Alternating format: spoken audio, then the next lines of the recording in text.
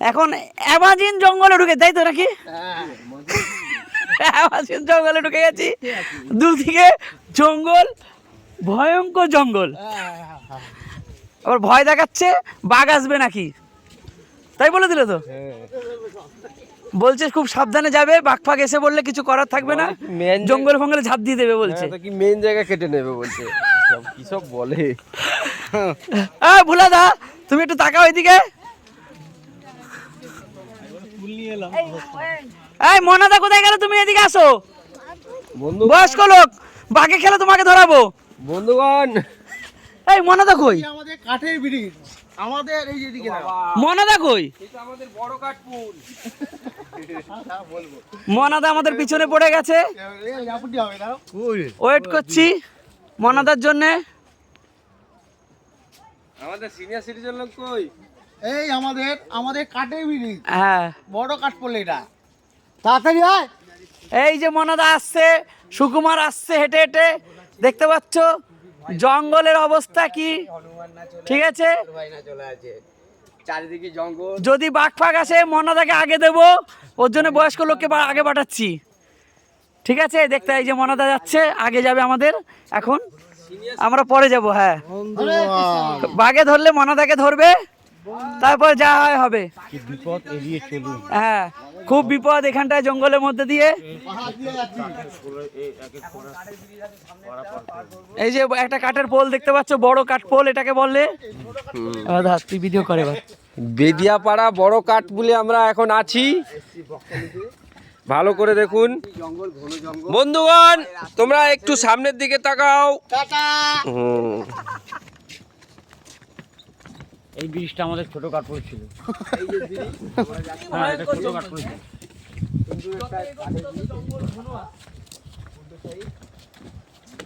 এটা ছোট কাঠপুর। এই আমাদের ব্রিজ পার করে দিলাম, ঠিক আছে, তোমরা সব সুখে থাকবেন।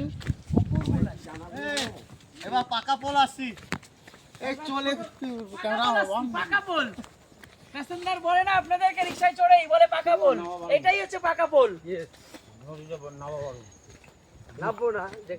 আরে হ্যাঁ, দার্জিলিং চলে এসছি আমরা বন্ধুগণ।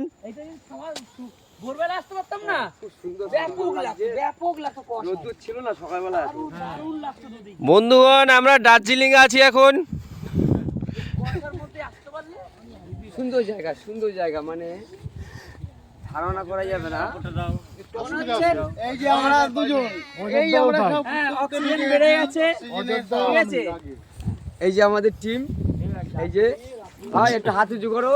এই যে সব এখানে আছে আমরা। সাগর চলে যাচ্ছে, সাগরের আমরা সামনে সবাই চলে এসেছি। টাটা। এই সামনে বাঘ আছে, অযোধ্যা এরকম, কিন্তু এটা তো নিচুই, সেটা অনেক উপরে পাহাড়ে। বাবা, কত 300 কত ফুট উপরে। না না, সামনে বাঘ আছে। আর হনুমান আছে, কাটা বুক করা। না, বাঘ আছে বলেছে। তারপরে সামনে বিশাল নদী আছে, বলেছে সাবধানে মা বাঘ আছে, গঙ্গা। থাকতে পারে। এটা কি সুন্দরবন আছে এটা? হ্যাঁ, সুন্দর হ্যাঁ। সাইডটা। একটু অপেক্ষা করুন, যাচ্ছি।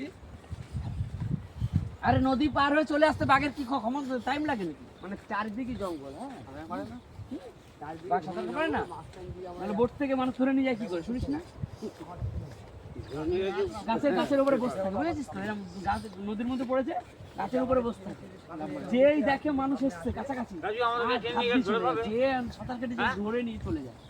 তোকে টেনে নিয়ে গেলে আমি কিচ্ছু করতে পারবো না। গোপালের নামটা উল্লেখ করো। দুঃখিত, গোপাল আসতে পারিনি। হ্যাঁ, আমাদের মধ্যে এক বন্ধু, দর্শক ভাইরা ভালো করে শুনুন, আমাদের বড় ভাই তার কাটা, সে কিন্তু আসেনি, তার শরীর খারাপ হয়ে পড়েছে, তার জন্য খুবই দুঃখিত আমাদের।